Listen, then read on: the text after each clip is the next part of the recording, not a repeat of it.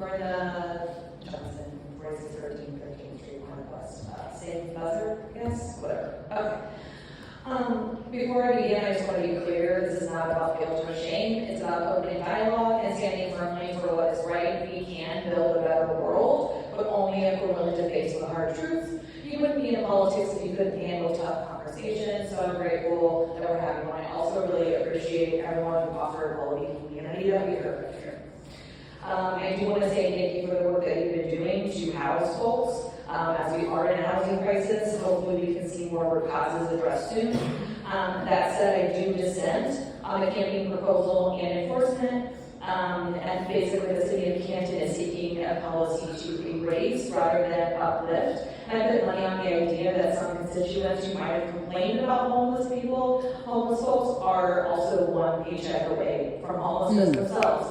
The Canton repository reported the city officials want to ban camping on city-owned property, not public property, city-owned. Words matter. That framing shifts ownership from the people to the city. The unhoused people own that property too. Woo! Yes!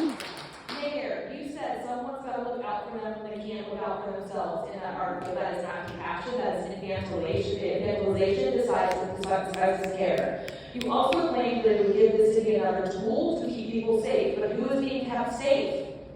True Justice Center the vulnerable. The handout is kind of about that. I stole it from the internet. You also claimed this would give, this is not a policy of care. It is not prioritizing a house or housing insecurity. It is not about safety. It is about silence. It is about invisibility. It is about making discomfort disappear. But to be seen is to be heard, and this policy does not see them. I want to stress that looking away from someone experiencing homelessness is a quiet act of dehumanization, deepening invisibility and loneliness.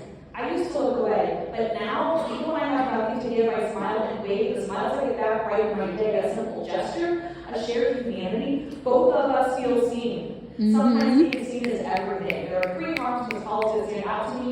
The first is death. Mayor, you said I would never forgive myself if somebody froze to death on the street. So I asked how is taking someone's tent or blanket, which they might not be able to replace, help prevent them with temperatures. Thank you. 2, decrease economy. This is also a mental health impact. I'm asking for empathy here. If you lost everything, if you had no control, how does this policy make you feel? What if you lived in constant fear that you belongings could be taken at any moment? What if you had to deal with everything after 24 hours to keep it safe? What if none of the choices were given included your own voice?